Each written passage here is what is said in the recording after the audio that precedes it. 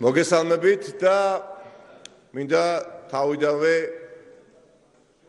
დეპუტატებს, რომელსაც საზოგადოების უმნიშვნელოვანესი ნაწილი ჯერ არც კი იცნობს, საერთოდ მოუწოდოთ ბოლოში ხედან, სანამ რეპლიკებს ისროდეთ, თუნდაც ჩემთვისაც მიუღებელი პოლიტიკური ძალის მიმართაც, მანამდე იქნებ ერთხელ მაინც პარლამენტარიზმის ისტორიაში ჯერ სიტყვით გამოხვიდეთ და კოლეგებს დაამახსოვროთ თავი და შემდეგ ადგილიდან გამოეხმაუროთ ასეთი მიუღებელი ფორმებით. ორი დღეა ვუყურებთ და ვუსმენთ მთავრობის წევრებს და პირდაპირ შეიძლება და უნდა ითქვას დღეს, რომ მთავრობის ამ შემადგენლობას არ აქვს არანაირი შესაძლებლობაც კი რაიმე სიკეთე და სარგებელი მოუტანოს ქვეყანას და ამ ქვეყნის საზოგადოებას. მთავრობის ამ შემადგენლობას არ გააჩნია ელემენტარულად უნარი დაინახოს პრობლემები ამ ქვეყანაში, მოახდინოს ამ პრობლემების იდენტიფიცირება და მე დასახოს ამ პრობლემების გადაწყვეტის სხვადასხვა გზები. და რომ ხედავდეთ ამ პრობლემებს, ბატონო გიორგი, თქვენ არ გაქვთ შესაბამისი უფლებამოსილება, თქვენ არ გაქვთ შესაბამისი ხელისუფლება, მთელი დღე ამას გეუბნებით და ძალიან გწყინთ, უსამართლოდ გწყინთ. არ გაქვთ შესაბამისად საკამარისი კომპეტენცია და კვალიფიკაცია. თქვენი მთავრობა, რომლითაც ხართ ეხლა თქვენ წარმოდგენილი, 4 წელიწადი თქვენ არ იყავით? რომელი განახლებული მთავრობა, აი აქ ისაუბრა რამდენი, თქვენ ხართ განახლებული მთავრობა? 4 წლის განმავლობაში თქვენს ხელთ იყო ყველა შესაძლებლობა რეალურად მე ამ დაჭირებოდა, მეც კი არ დამჭირებოდა მესაუბრა ამ მიმართულებით. ჩვენ გვისმენს საზოგადოების უმნიშვნელოვანესი ნაწილი დღეს ეხლა პირდაპირ ეთერში. და მან გასანჯოს მე ვიტყვილები თუ თქვენ ვიტყვილებით. თქვენ მე მგონი მართლაც დაიჯერეთ, რომ ეს არჩევნები მოიგეთ სამართლიანად. თქვენ მართლაც გონია გჯერათ, რომ თქვენ საარჩევნო პროგრამას მიცა მოსახლეობამ ხმა?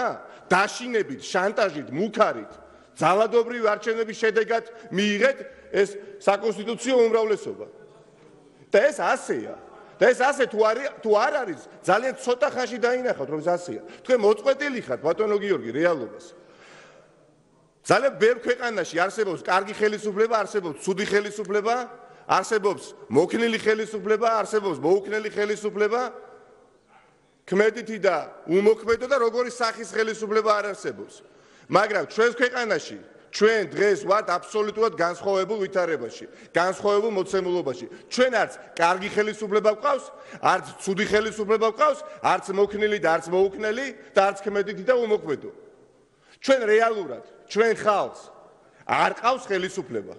თქვენ არ ხართ სრულყოფილი მთავრობა. თქვენ არ ხართ ხალხის მთავრობა. თქვენ ხართ მთავრობა, რაც არ უნდა გეწყინოთ ის მთავრობა, იმ მთავრობის წევრები, რომლებიც ერთი ადამიანის ნებასურვილის შესრულებით ხარ დაკავებული და იყავით მთელი 4 წლის განმავლობაში და ასე აპირებ და მე დიდი იმედი მაქვს, რომ ეს 4 წელიწადი ნამდვილად არ გახდება საჭირო, რომ საზოგადოება კიდევ თქვენ უმოქმედობას უყუროს. რა მნიშვნელობა აქვს ოლიგარქი ივანიშვილის პირობებში? ვინ იქნება ამ თუ იმ სამინისტროს მინისტრი? რა მნიშვნელობა აქვს ოლიგარქი ივანიშვილის პირობებში? ვინ იქნება მაგალითად ფინანსთა მინისტრი, ხადური თუ კუმსიშვილი? რა მნიშვნელობა აქვს? მაგრამ მნიშვნელობა აქვს ვიღაცეებისთვის, მათ შორის თქვენთვის, რომ თავარია ივანიშვილი თulides, რომ ლარი არის ჯანსაღად. მისი ფრაზა არის ეს. ივანიშვილი თulides, რომ იცით რა ხალხს არ უჭირს ისე, როგორც ბერს გონია, როგორც რუსთავი ახდენს ტირაჟირებას, როგორც ნაციონალურ მოძრაობა დღენიადაკ საუბრობს. თავარია ივანიშვილი სხვაგვარად ფიქრობს და არ ფიქრობს, რომ სიღარიბეში ცხოვრობს. დიახ, აი ეს მთავარი არის. მაგრამ ეს არ იყო ქართული მოსახლეობის ნება, თავისუფალი, რომ აი ესეთი ტყვილების მოსმენა მოუწიოს მომდენო 4 წლის განმავლობაში. კიდევ ერთხელ ვამბობ, თქვენ არ მოგიგიათ ეს არჩევნები. წინა გამოსვლისას მე გთხოვეთ თქვენ, რომ ერთმანეთს რომ გადახედავთ, არ დაიჯეროთ, რომ ეს საკონსტიტუციო უმრავლესობა რეალურად ასახავს იმ მდგომარეობას, იმ ვითარებას, რომელიც არის ამ კედლებს მიღმა. ესე არ არის.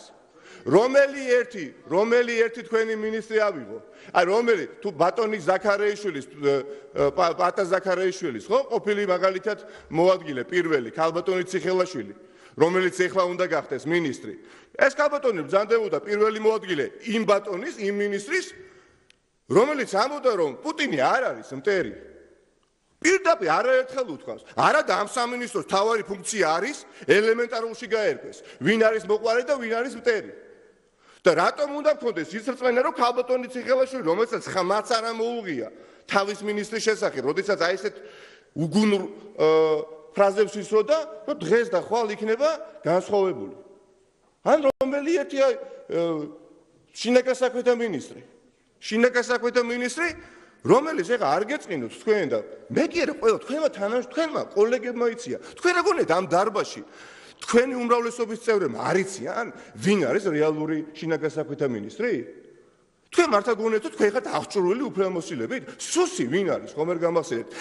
გომელაური ვინ არის? ხომ არ გამახსენებთ? რატომ არ არის გომელაური დღეს აქ წარმოდგენილი? იმიტომ რომ იმ დაკვარად შეცვალეთ კანონში ყველაფერი, რომ არც კი არის ვალდებული მოვიდეს და დაждდეს აქ და გვისვინოს და კითხვაზე გასცეს პასუხი. ივანიშვილის ყოფილი დაცვის წევრი, უფროსი, რომელიც რეალურად საზოგადოებრივ უსაფრთხოებაზე კი აზრუნავს და სახელმწიფო უსაფრთხოებაზე. ბიძინა ივანიშვილის უსაფრთხოებაზე სრუნავს. დიახ, ეს ესეა. ან ბატონი გიორგაძე, კულტურის მინისტრი, რომელმაც ერთ დღეში, დიახ, ბატონო მიშა გიორგაძე, ერთ დღეში თქვენ 13-ჯერ შეცვალეთ, გამოცვალეთ დოკუმენტაცია და საყდრისი ააფეთქეთ. და ვისთვის ააფეთქეთ და ვის სასარგებლოდ ააფეთქეთ? რა თქმა უნდა, დღეს რაც არ უნდა გითხრათ, დილამდე რო ვილაპარაკო, მე მაინც არ აღიარებთ ამას. მაგრამ ბუნებრივი ადრე თუ გიან ამის აღიარება მოგიწევთ თქვენ ბატონო მიხეილ, აუცილებლად მოგიწევთ. და რომელ ევროინტეგრაციაზეა საუბარი? რომელ ევროინტეგრაციაზე და ევროპულ ღირებულებებზეა?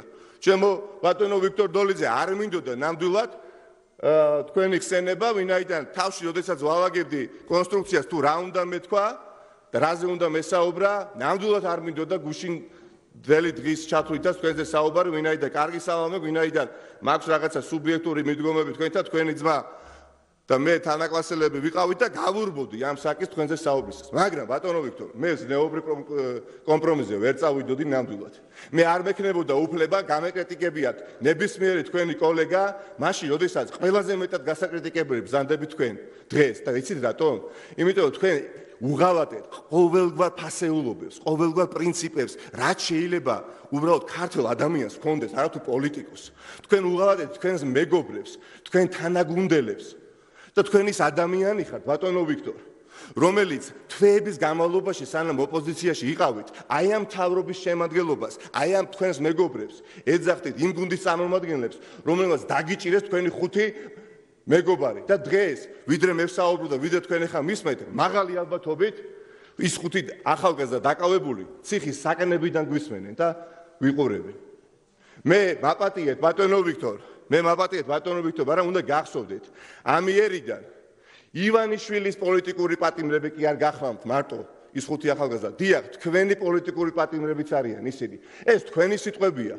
მე არ ვამბობდი, თქვენ ამბობდით, რომ პოლიტპატიმრები არიან და ღარიბაშვილმა დააკავა, ივანიშვილმა დაიჭირა და დღეს სად დაბრძანდით, ბატონო ვიქტორ? იქ სადაც რეალურად ის ადამიანების ხედავ ის დაიჭირა ის ხუთი ადამიანი. ამიტომ ჩემო მეგობრებო, მთავრობას, რომელსაც რეალურად არ აქვს არც უფლებამოსილება, არ აქვს არც ხელისუფლება და ის ხალხის სამსახურში არ დგას, ბატონო გიორგი, ჩვენი მხარდაჭერა ბუნებრივია, ვერ გექნება. თქვენ ხართ ერთი ადამიანის სამსახურში მყოფი პრემიერ-მინისტრი. დიახ, ერთი ადამიანის სამსახურში მყოფი პრემიერ-მინისტრი და თქვენ საუბრობთ თავაზიანობაზე, კორექტულობაზე, როდესაც ნომინალურად დასახელებული პრემიერ-მინისტრი შეურაცხყოფად მიგაჩნიათ. ვინ არის სიმპათიური ფილმის ცნობილი გამახსენდა? ნომინალური არის, იცით რა არის დეფინიცია? და თქვენი კოლეგა თავაზიანი, როდესაც საკუთარი ოჯახის წევრს მილანს გავს პირდაპირ ეთერში და ეს რა ბრძანეთ? დიახ, თქვენ ხართ ნომინალური პრემიერ-მინისტრი, თქვენ არ გაქვთ არანაირი ძალაუფლება და თქვენ დონეზე არავითარ შემთხვევაში არ დავეცემი და პირდაპირ ეთერში, როდესაც ოჯახის წევრების ლანძღვაზეც ხართ გადასულები და თქვენ ბატონო კალაძე, თქვენც გეყოთ ერთხელ კადრიერება და იგივენაირად გაიბწყინეთ, რა თქმა უნდა ამ ანტიეროვნულ და აბსოლუტურად ძალადობრივი არჩევნების შედეგად მოსულ ხელისუფლებას ვერ ექნება ჩვენი მხარდაჭერა. დიდი მადლობა ყველას.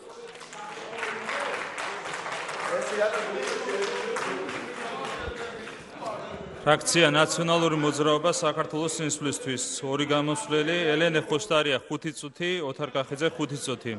ქალბატონ ელენეს თხოვ.